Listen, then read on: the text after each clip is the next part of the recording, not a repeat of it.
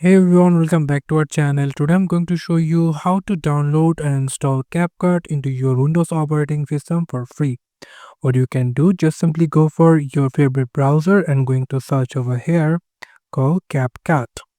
And if you will get a suggestion from CapCut for PC, if you click on that, then you will get an option from the CapCut Desktop Powerful Free Video Editing Tool. If you click on that, then you will get an option called Download for Free.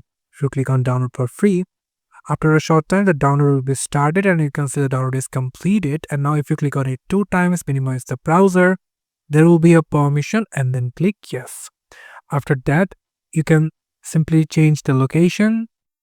I was going to locate it into this PC to another drive, and now it will getting downloading or installing into your Windows. And you can see the installation is completed and now it's checking the environment, so it will take some of seconds. And then you can see that there will be a notification called your computer can run CapCut smoothly. If you click on confirm, and your CapCut will be open and you can start it creating project into your Windows. So this is how you can download and install CapCut into your Windows. Thank you so much for watching this video. I hope to see you in other videos. Till then, goodbye.